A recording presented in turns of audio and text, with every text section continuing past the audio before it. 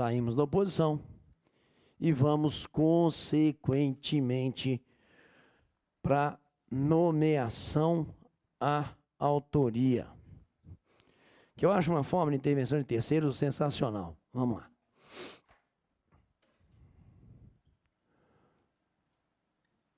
Nomeação à autoria.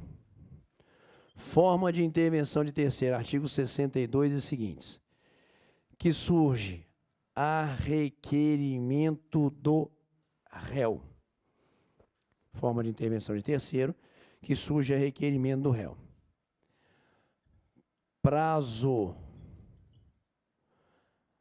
Permite a lei processual até o prazo da defesa que esse cidadão réu use da figura da nomeação à autoria. Requerimento do réu, prazo da defesa. Forma, senhores. Petição simples, viu? Alguns vão afirmar que é possível que na própria peça de contestação seja requerida a figura da nomeação. Eu vou mostrar para os senhores que isso não é possível. A ideia é que por simples manifestação, que por simples petição nos autos, no prazo da defesa, ele, réu, faça o requerimento da nomeação. Por favor, ele não está se defendendo e ao mesmo tempo solicitando a nomeação. Ele não está contestando e ao mesmo tempo solicitando a nomeação. Ele está vindo ao processo exclusivamente para requerer a nomeação. Na medida em que o objetivo dela, nomeação à autoria, é uma substituição de parte. Uma substituição que a gente vai chegar à conclusão que se dá de forma voluntária. Uma substituição de parte que se dá de forma voluntária, beleza? Substituição de qual parte? O réu quer deixar de ser réu para o terceiro assumir a posição dele dali para frente. Porque não seria ele, réu, o réu lançado pelo autor, o réu originário, quem deveria suportar os efeitos materiais da sentença. O réu está falando, fulano, não é comigo não, é com outro. Por isso, inclusive, o nome da forma de intervenção, nomeação. Eu estou nomeando outro para assumir o meu lugar enquanto réu. Porque é esse cidadão terceiro que teria a legitimidade para suportar os efeitos materiais da sentença buscada aqui pelo cidadão conhecido como autor. Só que aqui surge uma puta de uma armadilha. Qual? Obrigação.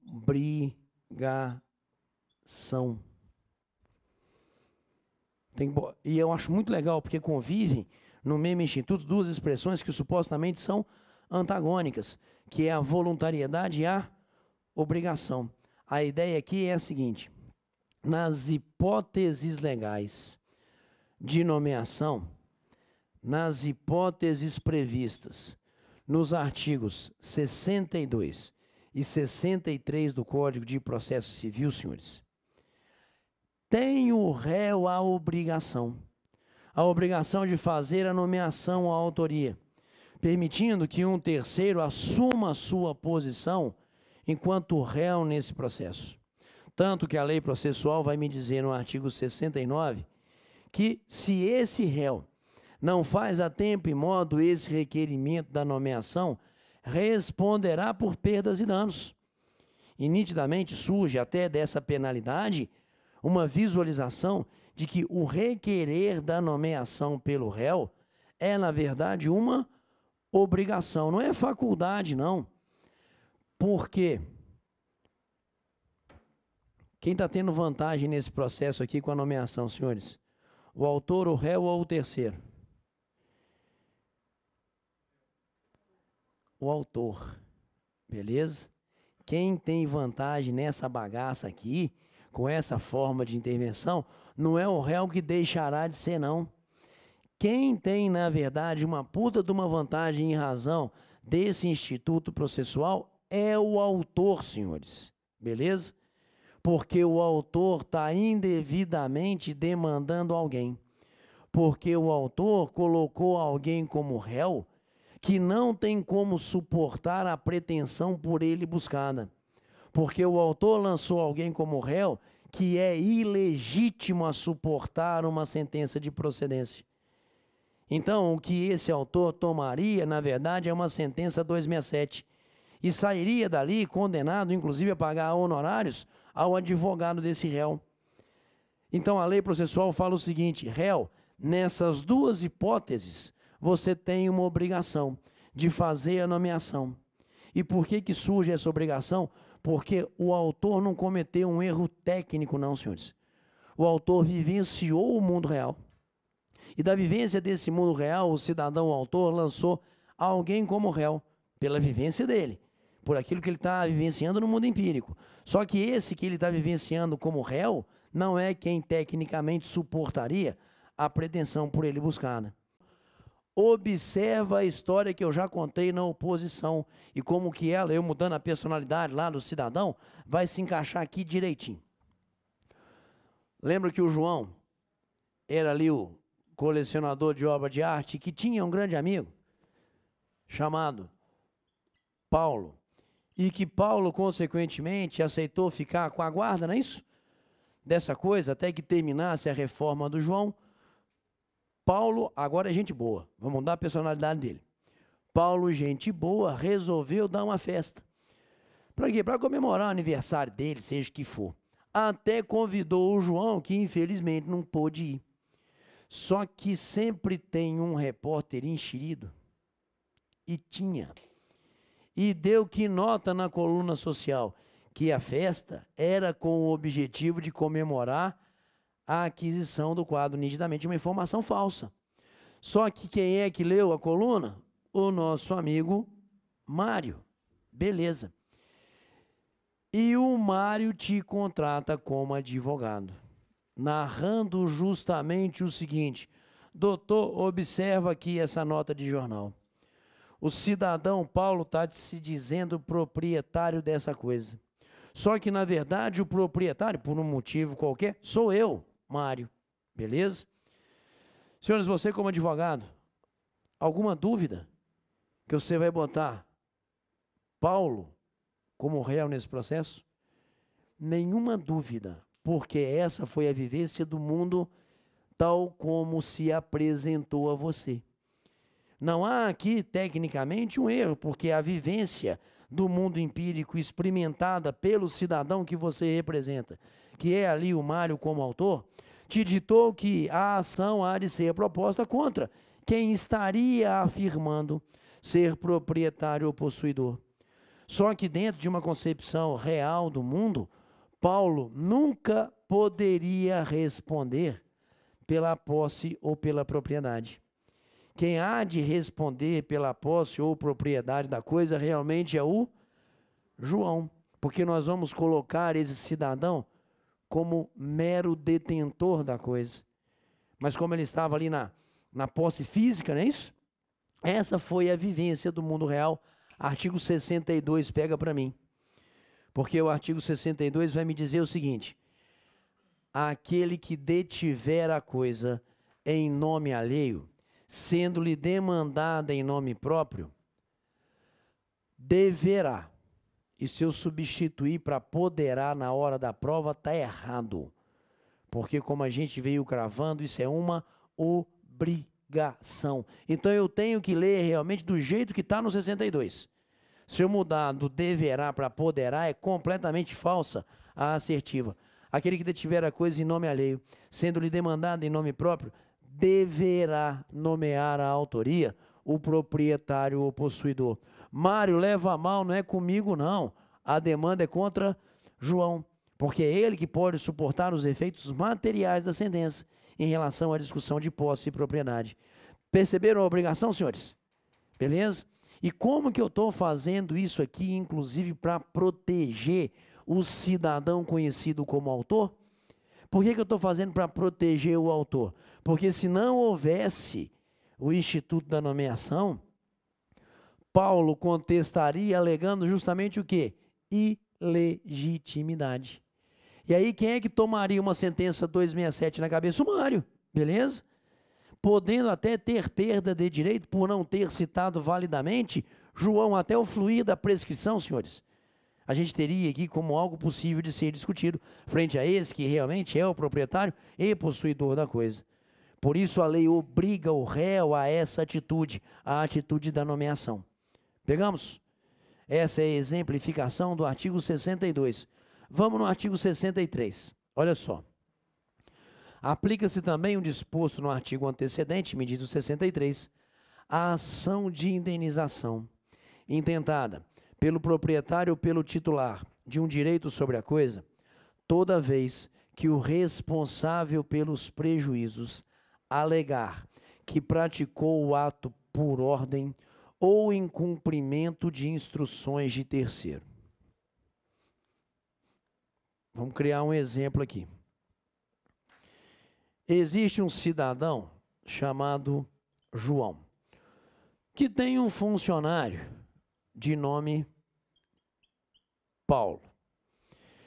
João fazendeiro, e tem um cara que ele não gosta muito, fazendeiro vizinho, chamado Manuel. Ele sabe que Manuel está estocando, na verdade, alguns... Tem esse negócio de pessoal plantar eucalipto, não tem? E diz que isso aí rola uma grana depois, não sei o que tem. E ele cortou os eucaliptos lá, o tal do Manuel, e estocou na fazenda dele. João, sabedor disso, dá a seguinte ordem para o Paulo. Paulo, eu fiz um negócio com o Manuel, comprei dele os eucaliptos e ele autorizou que eu fosse lá retirar. Pega a picape e vai lá pegar esses eucaliptos, por favor. Senhores, Paulo vai fazer isso? Paulo vai perguntar para o Manuel se realmente houve essa autorização. Quem é do interior aqui me responde, vai? Vai nada, só. E vai lá, vai encher a picape e está saindo com esse bem, que é do Manuel. Senhores, o que Manuel vai fazer com Paulo? Boa, vai ajuizar uma ação, beleza? Nós vamos pensar no mundo ideal, no mundo legal, vai correr atrás do cara e vai encher ele de tiro. Não, gente, isso não existe, beleza? Se existe lide, nós não vamos resolver com as próprias mãos, vamos para o Estado, ótimo. Senhores, Manuel teve prejuízo, não teve? E, consequentemente, buscará a indenização contra quem? Contra Paulo, que viu, ele vivenciou no mundo real quem causando dano, quem causando prejuízo à sua coisa. Paulo, ele vai ajuizar essa ação contra o Paulo. Só que Paulo, por favor, responde dolosa ou culposamente, senhores, por esse ato? Vão no direito civil. Responde culposamente? Negligência, imprudência. Encaixa para mim, encaixa. Percebam, não há que se dizer de ilícito por ele praticado, senhores. E se não há ilícito, não há obrigação de indenizar 186.927 do Código Civil, beleza? Se eu não caracterizo essa conduta como ilícita, eu não crio, consequentemente, a obrigação de indenizar. Quem tem realmente que indenizar o Manuel é o João, que não está no processo, porque a vivência do Manuel foi do Paulo causando dano à sua coisa. Artigo 63, novamente, por favor. Aplica-se também o disposto no artigo antecedente, a ação de indenização, intentada pelo proprietário ou titular de um direito sobre a coisa, toda vez que o responsável pelos prejuízos falar, foi mal, mas não foi culpa minha, porque eu só estava praticando esse ato por ordem ou em cumprimento de instruções de terceiro. Pegamos, senhores? Responsabilidade civil subjetiva, que é a base clássica, não é isso? Do Código Civil, aqui experimentada na vivência do artigo 63. Nessas duas hipóteses, é obrigatória a nomeação. Sob pena de 69, responder por perdas e danos. Cravamos? Manda. O proprietário seria o Manuel. Perfeito. Ele é o proprietário da coisa, ele que sofreu prejuízo. Então, ele, proprietário, há de buscar essa indenização. Cravamos? Beleza. Dúvidas, senhores, nessas hipóteses legais? Nesses dois casos, observe que eu tentei construir. A vivência do mundo real fez com que o autor demandasse pessoa indevida. Crio a nomeação para dar amparo justamente a esse direito do autor, a essa proteção do autor, diante não de um erro técnico, mas diante de uma situação que o mundo real assim a ele se apresentou. Cravamos? Maravilha.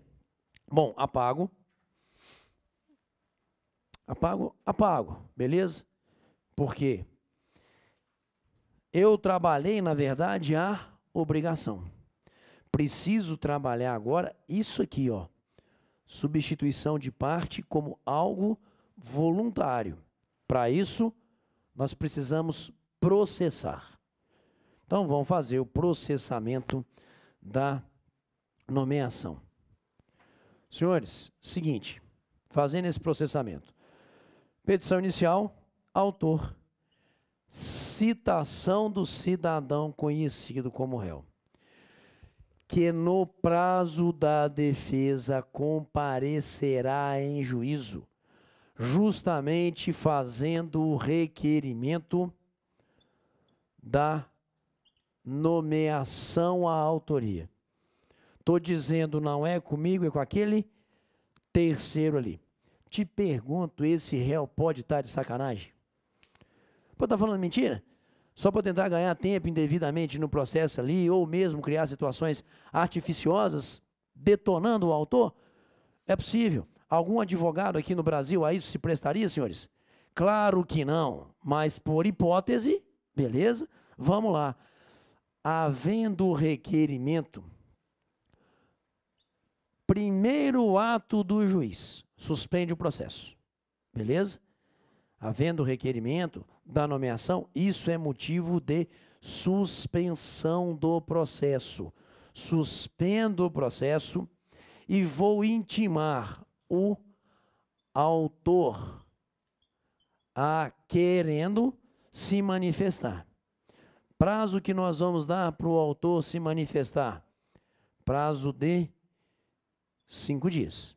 Autor, manifeste-se sobre o requerimento da nomeação. Porque o autor, na verdade, tem todo o interesse, e, claro, na busca do seu direito contra a pessoa correta. Até para que esse autor possa falar o seguinte: juiz, leva a mal não, mas eu acho que esse réu é quem realmente está se dizendo proprietário.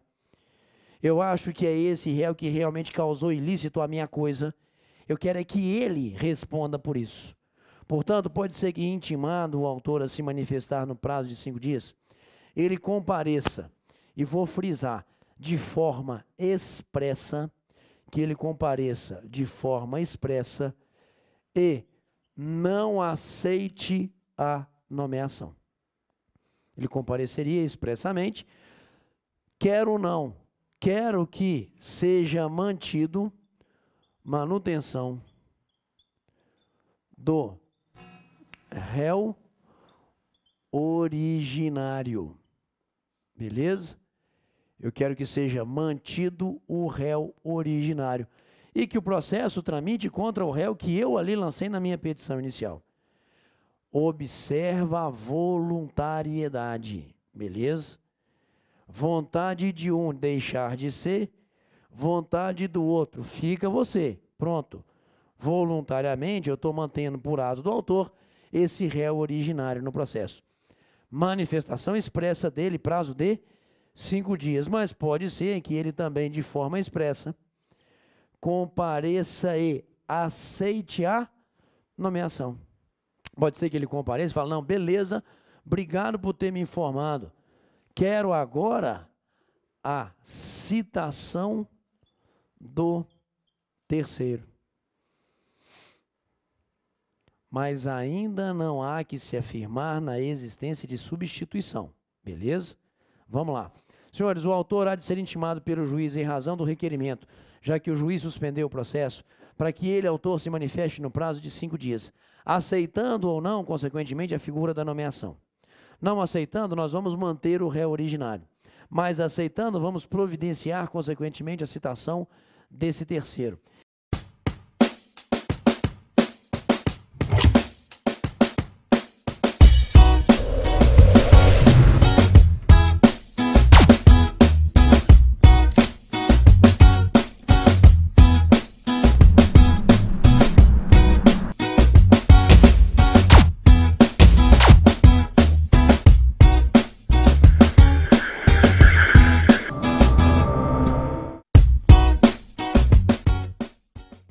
E essas manifestações são manifestações expressas de vontade, mas pode ser que intimado, nesse prazo de 5 dias, o autor fique omisso. E eventual inércia desse autor gera tacitamente a aceitação.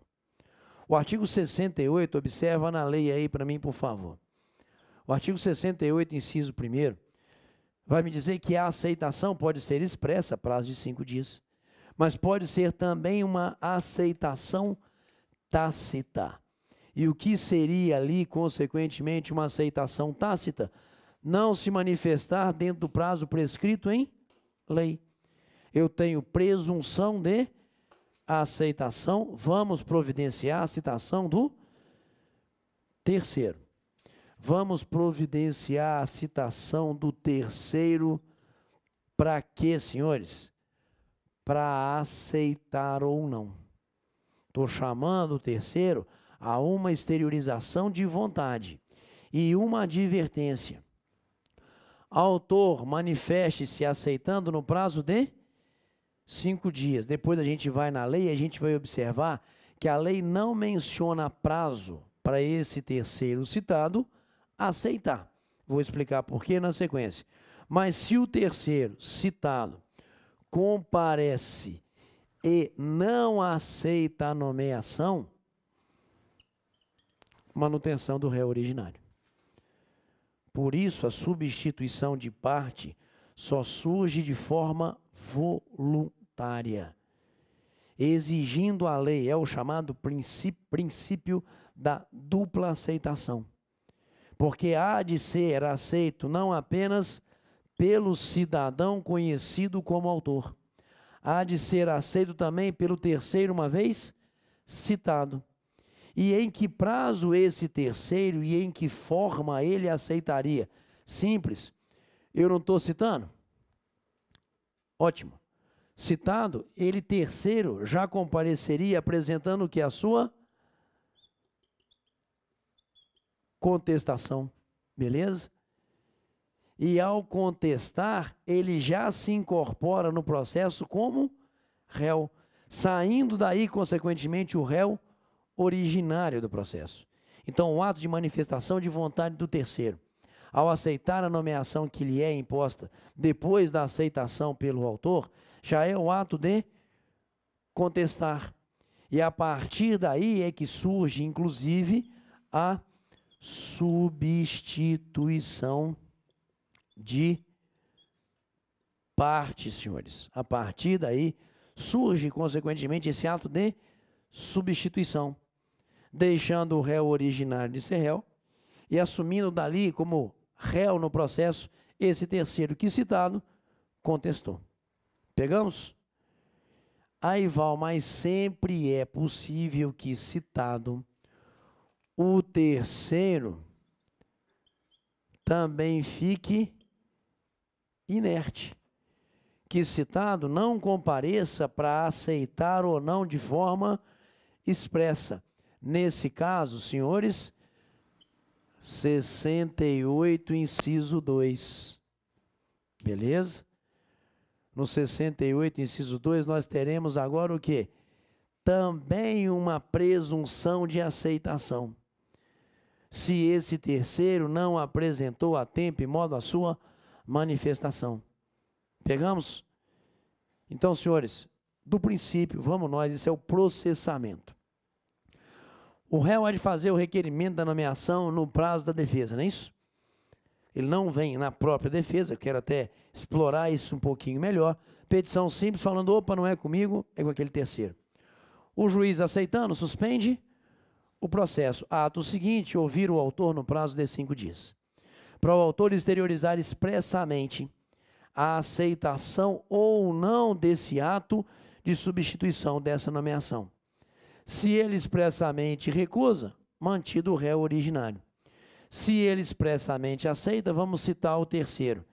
Entretanto, há sempre a possibilidade da inércia, a lei já cria a oportunidade, dizendo, a aceitação tácita. Vamos citar o terceiro para querendo virar réu nesse processo. E em querendo que já apresente a sua contestação. A partir daí, ele segue como réu e nós tiramos o réu originário do processo. Deixa de ser parte. Mas se ele recusa, nós vamos manter o réu originário no processo.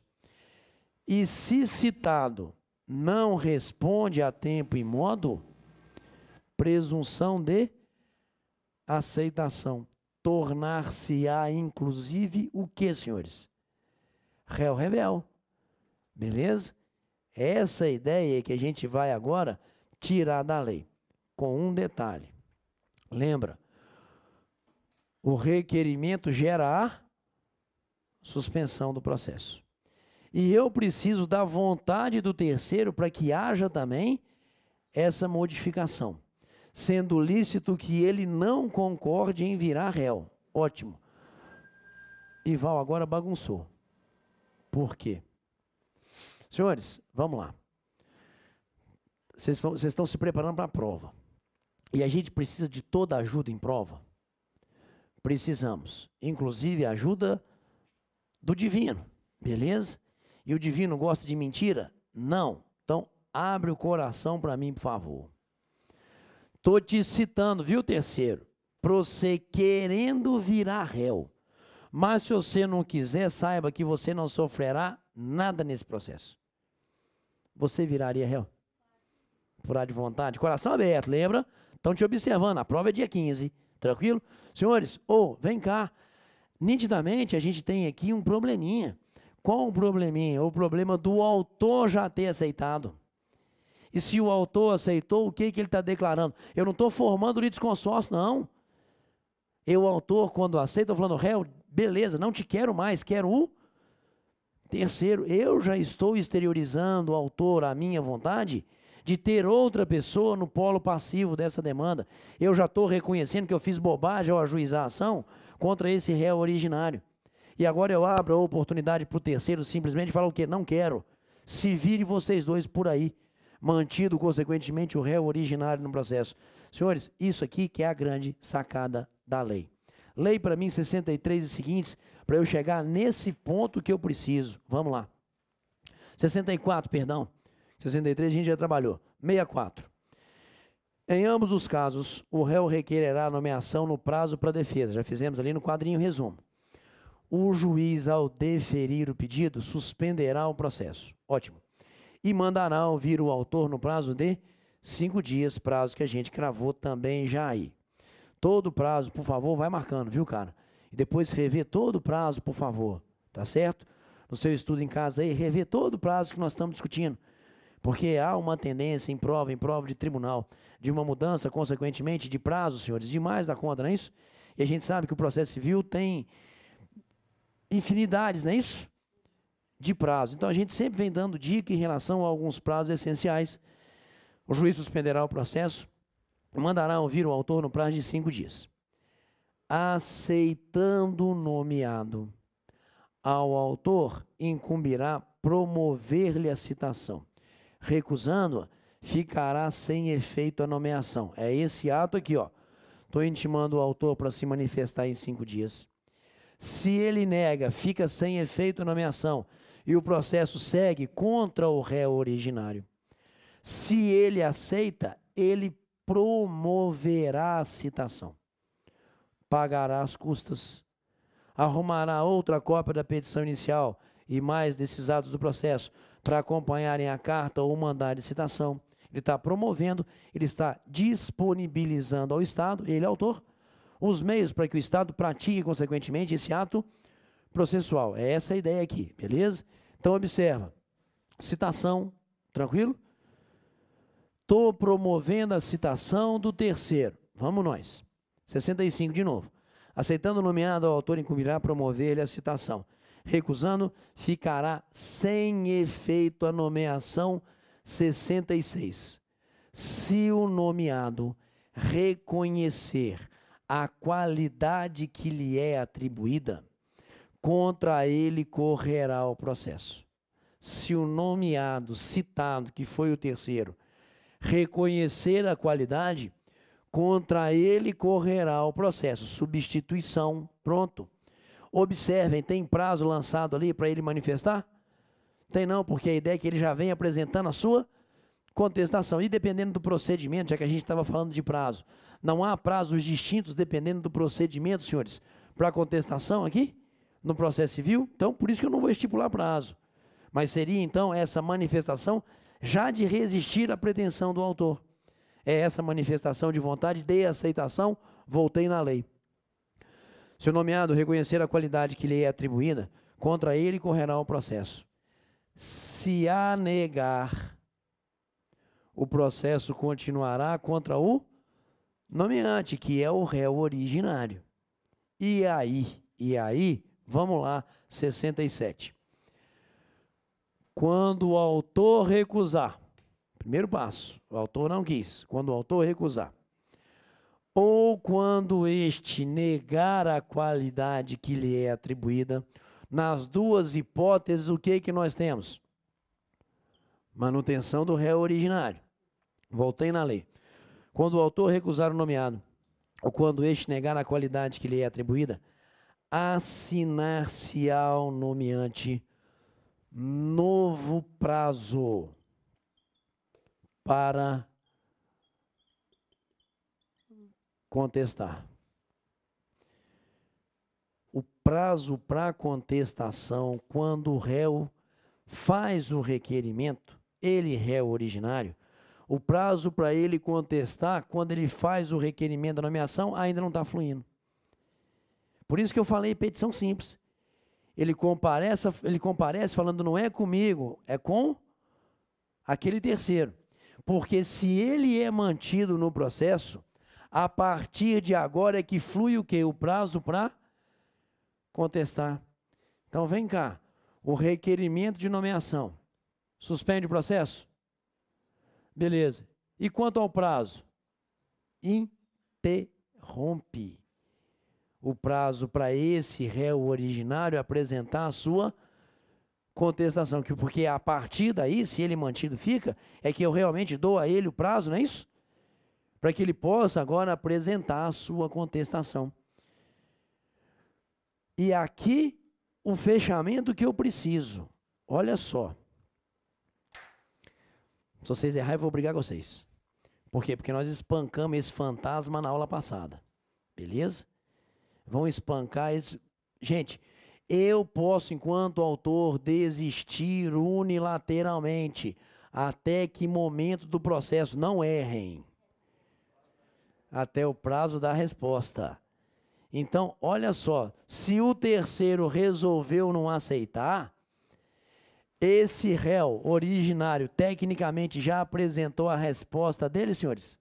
Não. Em que eu posso, então, agora facultar ao autor que concordou, que é o terceiro que tem que responder? Desistência e ajuizar a demanda contra o terceiro. Perceberam a inteligência da lei, senhores? Por isso que é completamente, eu acho uma excrescência quem fala que pode, na própria contestação, fazer também a nomeação, a autoria. Pode porra nenhuma.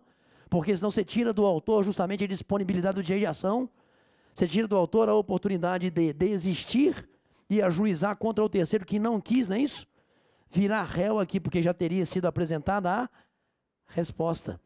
Por isso que, por favor, suspensão do processo. Em relação ao prazo para o réu originário contestar, interrupção. Para a gente poder justamente fazer esse trabalho de uma forma mais ampla aqui. Beleza? E E ainda bem que vocês lembraram, desistência, unilateralmente até o prazo da resposta, não é isso? Como a gente espancou esse fantasminha na primeira aula. Dúvidas, senhores? Manda.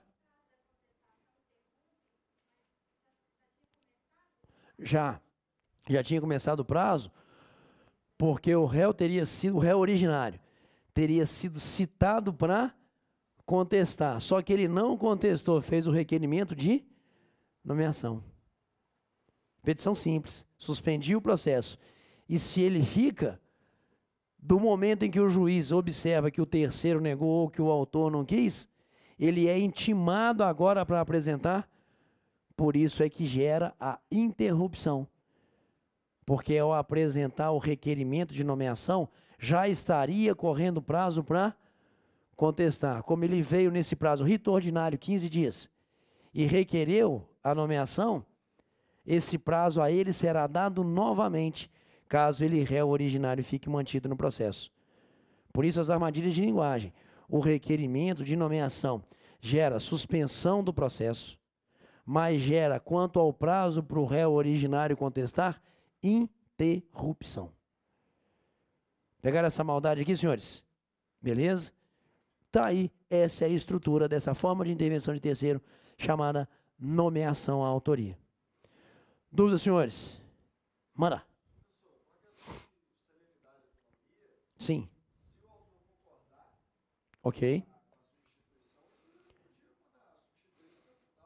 A visão sua não está equivocada, não. O que ele está falando é o seguinte: por celeridade, já seria interessante que, exteriorizada a vontade do autor, não é isso?